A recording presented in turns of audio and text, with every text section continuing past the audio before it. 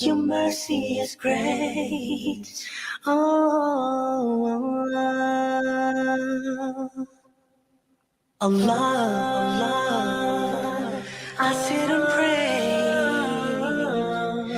You hear my call. Please send your guidance on to me. Allah, don't let me stray. Assalamu alaikum wa rahmatullahi wa barakatuh. Ahlan wa sahlan wa marhaban bikum. And welcome to a Tuesday evening talk with your host. My name is Lukman Skink. It's just gone 3 minutes after 7 p.m. Central African time. Thank you so much to every single one of you that have tuned in this evening. Every single week, we go through quite a number of interesting discussions, of course. And it is happening right here on Salam Media, on all the platforms that you are able to tune into Salam Media. Of course, we have our streaming platforms. You can also listen to the programs on social media, the Facebook streaming page, as well as the other methods in which you are able to listen to us. Alhamdulillah, it's been very, very cold last few days in the Johannesburg region. So we certainly hope that you are keeping warm wherever you are. And if you're not, then may Allah subhanahu wa ta'ala make it easy for you, inshallah. Of course, on the program tonight, we will be discussing. It is Youth Month, and in fact, it's just a day or two. It's just a day left before Youth Day, which is on the 16th of June in South Africa. It is our official Youth Day, and of course, we'll be speaking to Khulekani Skosana. He's with the ANC Youth League Task Team. He's also the secretary for international relations, and we'll be talking to him about empowering tomorrow's leaders. Very, very, very incredibly important discussion we'll be having with Khulekani, inshallah. Thereafter, we speak to Shania Maharaj, the chairperson of the Palestine Solidarity Forum out at Stellenbosch University. She'll be talking to us about activism in that on that campus, Stellenbosch University, coming in the news for not particularly the best reasons. Lots of controversy there with. So she'll be talking to us there about. She'll be talking to us about activism in fighting racism, fighting patriarchy, or fighting gender-based violence, and of course, she'll be giving us her take on the Palestinian liberation struggle and how she marries all those activities together to be one of the foremost, activists, young activists in South Africa. So we'll be keeping in, we'll be staying with that theme of our youth with Shania Maharaj, chairperson of the Palestine Solidarity Forum, and inshallah that'll be coming up this evening. After which we switch tact and we hopefully are going to be speaking to Peter Mutasa, Executive Director for Crisis in Zimbabwe Coalition, where we do our Africa feature. We'll be talking about the Zimbabwean opposition activist, More Blessing Ali, whose dismembered body was found after she had gone missing on the 24th of May, and her family, the opposition party coalition, Citizens Coalition for Change, currently reeling under this news. And we'll be speaking to Peter Mutasa about how this particular incident is likely to shape Zimbabwe's elections as they go towards 2023. It seems to be getting more and more violent, and in this case, deadly. Um, After 8, we switch to our Islamic finance segment, and today I'm really, really looking forward to our discussion with Mufti Ismail Desai. Mufti Ismail Desai, who is obviously our guest, and we'll be talking to him about how to avoid interest. That discussion is one that I hope you are not going to miss. We'll be having that discussion just after 8 this evening, inshallah al Aziz. So that's coming up with Mufti Ismail Desai. And we end our program today with a discussion where we focus on Sharia compliant investments and financial service products. And we speak to Centio Executive Director, or Centio Director, and Portfolio Manager, Imtiaz Suleiman. So that's our show tonight, inshallah. We certainly hope that you're going to stay with us until 9 p.m. Remember, too, you are able to comment on any of the interviews that we're having on the program through our WhatsApp line 061 You can also comment on our Twitter and our Facebook Live pages, as well as this broadcast as it is progressing. I would also request that you, if you have any questions for Mufti Ismail Desai, please also forward them to our WhatsApp line 0617660355. If you have any questions whatsoever about interest, please forward us your questions. We will put them to Mufti Sab, and Mufti Sab, inshallah, will answer them. So that's the program, inshallah, today. We certainly hope that you stay tuned. And as I said, it is evening talk with Lukman Skink and my engineer for this evening, Brother Sadiq. And inshallah, he will be making sure that all the buttons that are supposed to be pressed work, and everybody's about, everybody that's supposed to be on air goes on air, so that you are able to get your content, inshallah. It's just gone 8 minutes after 7. Stay tuned to Salam Media. Can't describe my love for you. Allah, you are my Lord. All praises due to your beauty and compassion. Allah, subhanahu wa ta'ala. Allah, I'm calling your name. Allah, I call you, I need you. Allahu Akbar. Allah, your mercy is great. Oh, Allah, Allah, I sit and pray. You hear my call. Please send your guidance on to me. Allah, Allah, don't let me stray. Please guide my way onto the path of my deen. Allah, subhanahu wa ta'ala. Allah, I'm calling your name. Allah, I call you, I need you. Allahu Akbar. Allah, your mercy is great. Oh, Allah.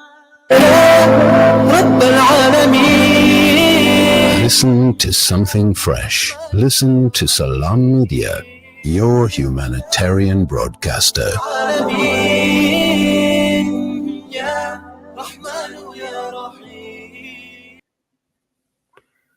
Welcome back to the program. Now, South Africans will be celebrating Youth Day on the 16th, which is about a day from now.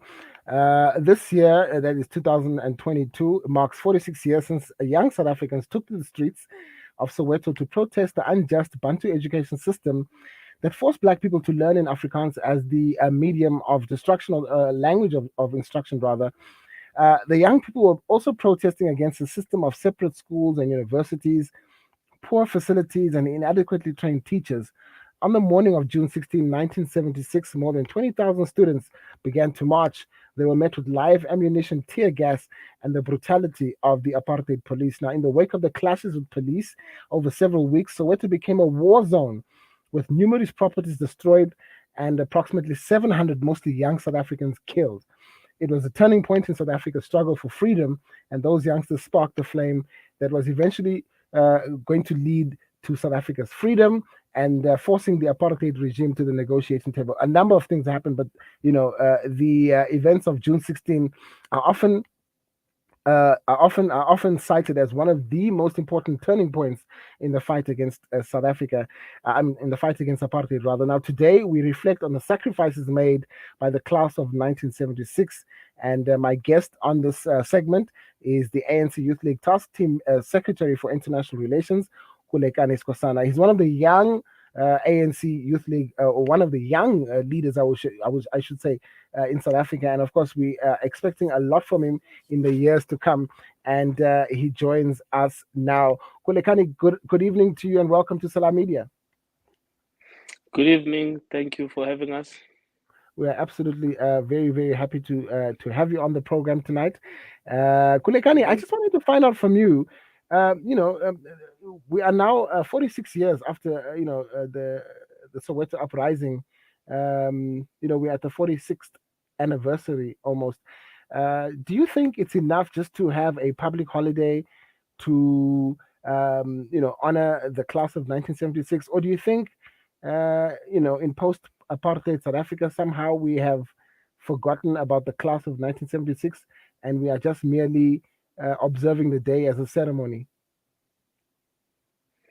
Um, I think that we need to refuse for the day to just be a ceremony, to just be a holiday. And I don't think that we are doing justice to the lives that were lost in 1976 if we just sit at home on the day and just do a braai and just drink Mm, alcohol. I think that young people in South Africa, as much as we must put responsibility on the government, we do need to take responsibility for some of the things that need to change in our country. Um, I can put it to you that 46% of NEFSA students do not graduate. That is a responsibility that is on us. I think that what we need to do in South Africa is to wake up as the youth of this country and decide and forcefully take the baton of the struggle.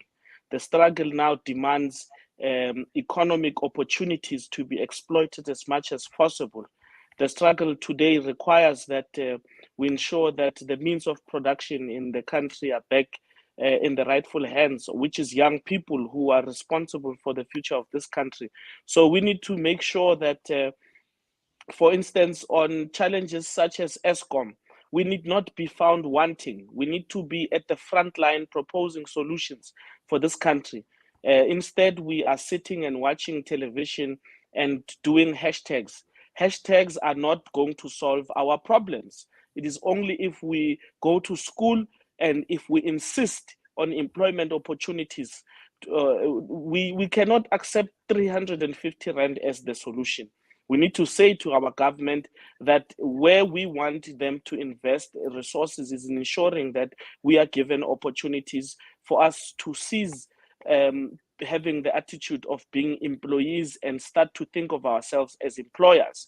So mm, it is with the attitude that we have, and currently I think we are a bit too dependent on the state and on the welfare programs that are there, and we need to go and actually plant vegetables. Why are we buying even the simplest of vegetables instead of planting them?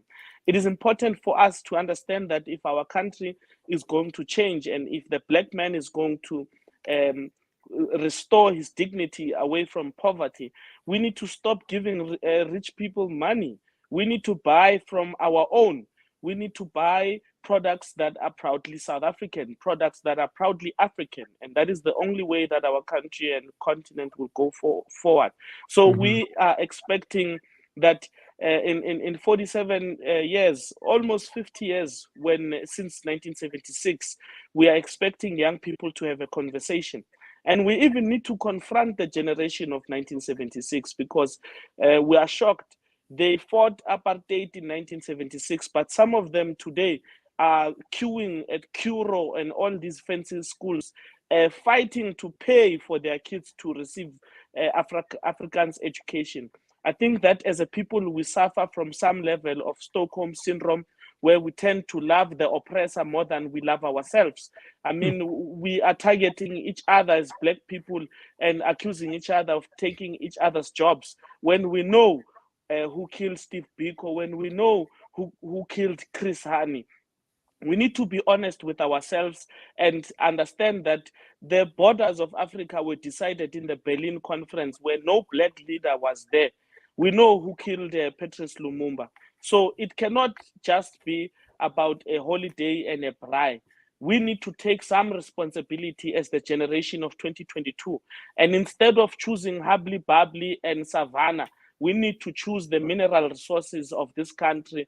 We need to say that the green metals has made Africa to become the new gold rush, where people are rushing for cobalt and coltan, lithium, copper, vanadium, you name them. Young people mm, need to be very familiar with those metals and the future of the direction of wealth in this world. We are also not engaged. We are not banking seeds. Have you noticed that now when you buy fruits, they no longer have seeds? They are monopolizing even seeds, these people. You know, when God or our ancestors gave us this planet Earth, the natural system ensured that you have all the basic things that you need for you to stay alive: shelter, food, and oxygen. They have been able to sell everything to us except oxygen. And we cannot sit down and pretend as if they are not looking for ways to sell oxygen to us. We need to wake up as this generation and make sure that we are not despondent. We are filled with a high morale, and we at least fight for those who sacrifice their lives so that we can have an opportunity to have these conversations that we can have today. And we want to say that Chris Hani did not die for our people to be given free t-shirts. The revolution was not waged for our people to be given free t-shirts and 350 rand. We want our land, and we want our mineral resources. We want the Great Silk Road for our mineral resources to return back to those that the forefathers of Africa left them for. So the young person and the young people of Africa must wake up, and we must make sure that we do not commemorate this day as just an alcoholic day, but we make sure that we take decisions and we have the necessary conversations. Khulekani, you've actually touched on numerous issues, and I just like to, track back to the one issue you spoke about, and that is the attitude of youth. Today, South Africa's youth are under siege, if you will, in terms of unemployment. 66.5% of South Africa's youth are not in school, university, or even in any type of a job or some sort of learnership. It's a crisis of mammoth proportions. Would you compare the crisis of 1976 that confronted the youth then as the same crisis that, or at least the same magnitude that the youth today are facing, that is of unemployment, poverty, and inequality?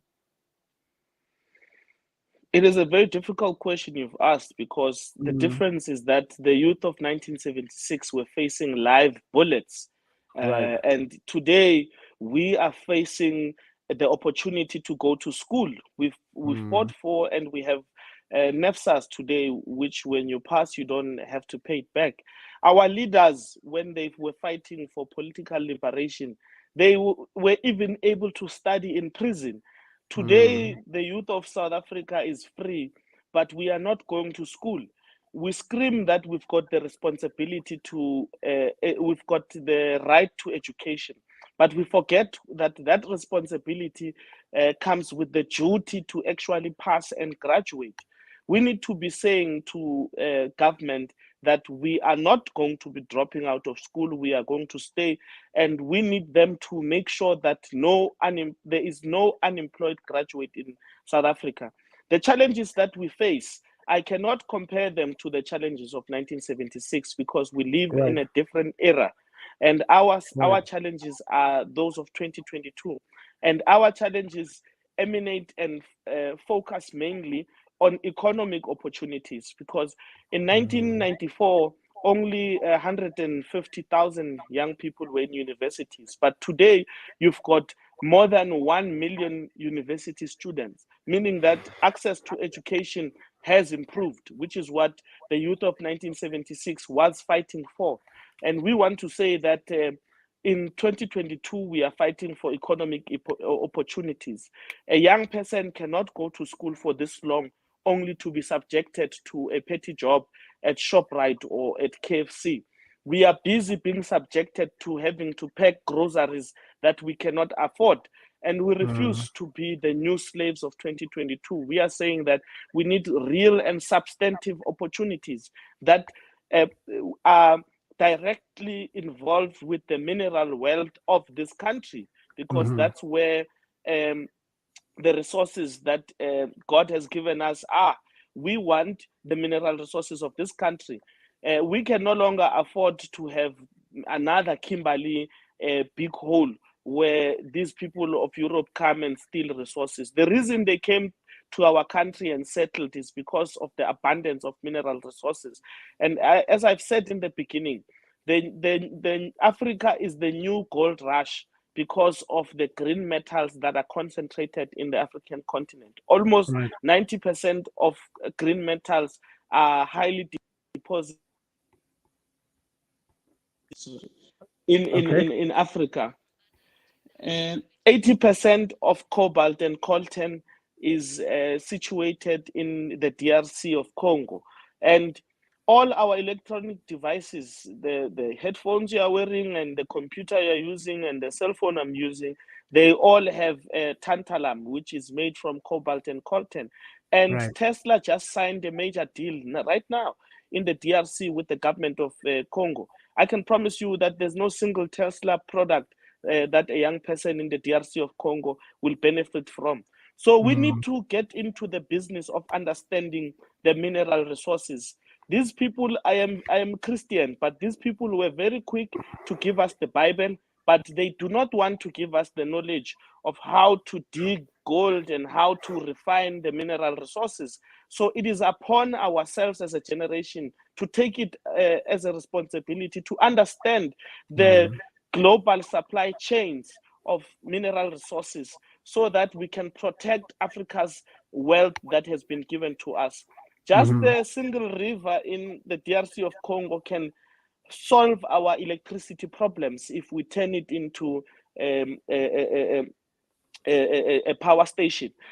So Africa's solutions are already in our hands. We just need to implement, and it takes the unity of South African young people first, but broadly the people of Africa. So we need not lose hope. We need to understand that we've got a responsibility to fight and prepare for the next generation, because the generation of Nelson Mandela and O.R. Tambo planted a tree of freedom, and today we bask in political freedom. And we need to plant the tree of economic emancipation and the exploitation of economic opportunities by ensuring that we plant trees for the youth of tomorrow to be able to manifest and enter the space of wealth. So let us not be afraid to buy the shoes of Batu, to buy the products of Drip. Let us be deliberate. Let us develop our own list of products where we say that we are going to be buying this peanut butter from now on because we know that it gives back to our communities. We are going to buy this bread from now on because it gives back to our communities. We cannot just be taking our money and giving it back to the people who for 400 years have oppressed us. Yes, we live in a country of national unity, but the unity cannot just be about us speaking freely and being given a microphone. The unity must also be about the mineral resources. Let us share in the wealth of this country. We insist on that point, and we are saying that land must be expropriated. Yes. Right. Khulekani, you talk about what is needed, what must happen. And, you referred to, previous ANC leaders like Thabo Mbeki. Those leaders were groomed. Do you think what is happening now, is there a deliberate grooming or, a process to create the leaders that we need for the future? And if so, where do we see that happening?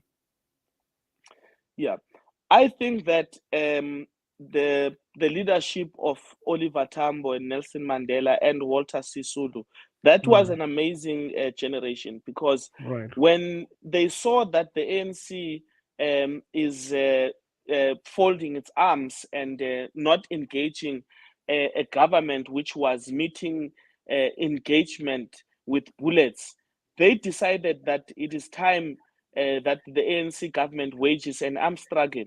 They insisted on the formation of the ANC Youth League.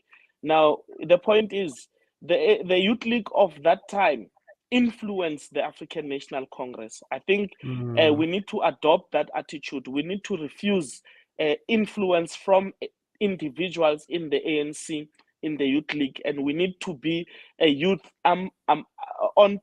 we need to be a youth for ourselves. We need to stop being a youth that are proxies for different elders within the ANC. So it is about us as young people we cannot expect the ANC to prepare us for a future where some of these old people will be dead in that future.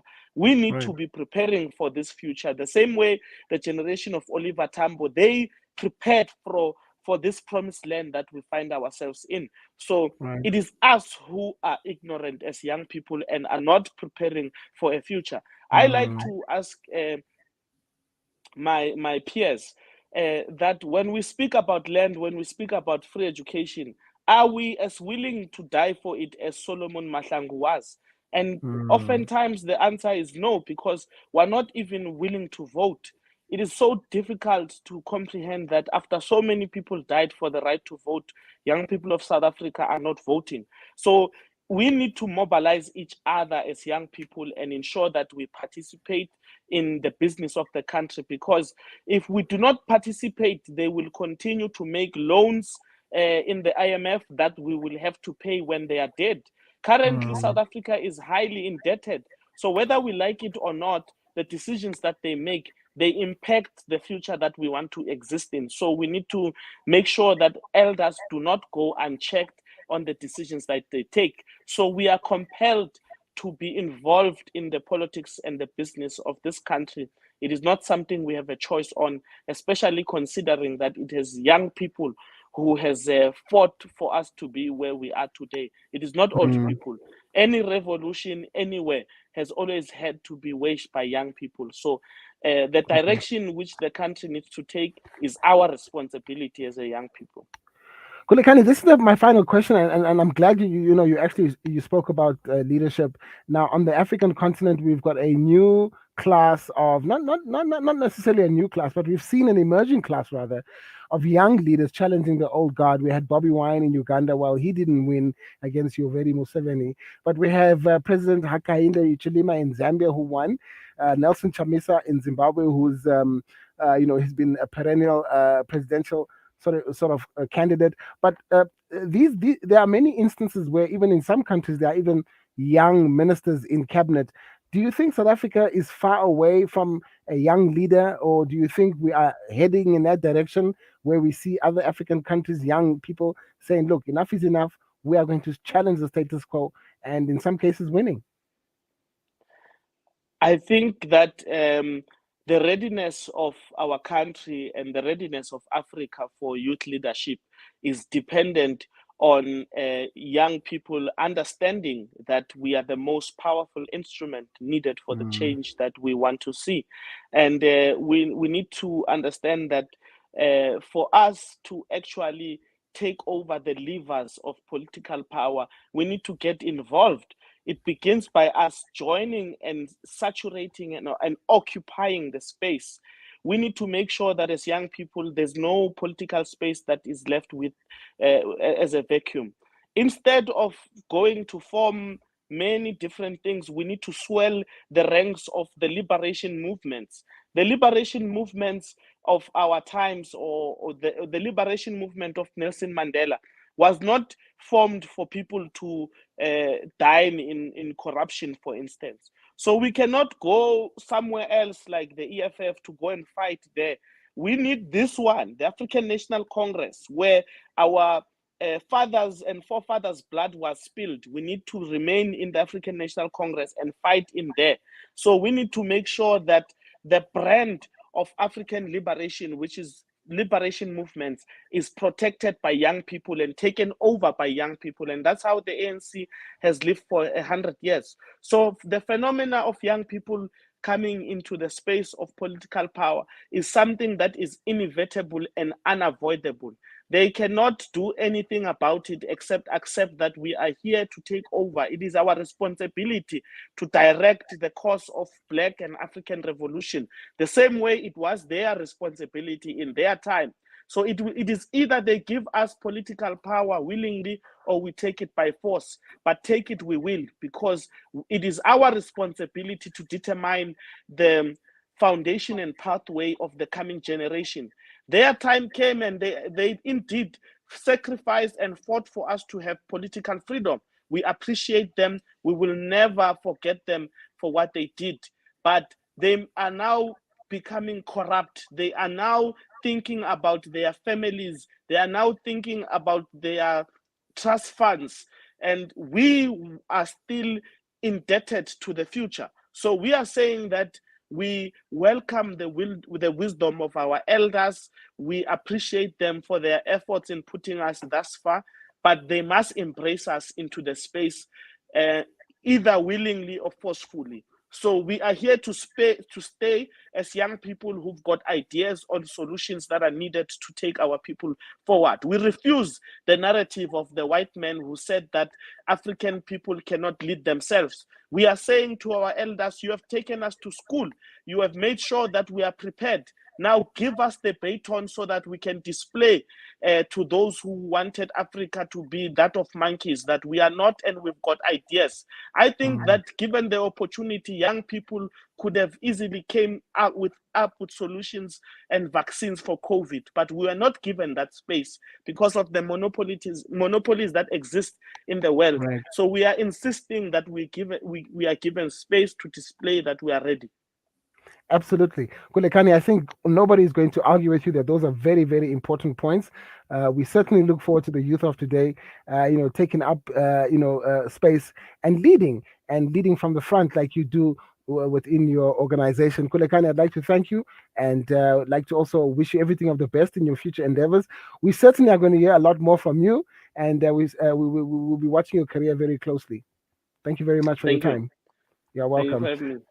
You're welcome. Khulekani Skosana there with the ANC Youth League Task Team, and he's in charge of international relations, of course, giving us his view on what are the challenges facing youth today in South Africa, 46 years after that seminal Soweto uprising that took place not far from where we are here in the studios, of course, of Solar Media, and of course, reminding the young people and the old people that, look, inevitably things will change. And when they do, the young people of this country ought to be ready. And bringing our time to 26 minutes to 8 Central African time, we continue with the program. Stay tuned.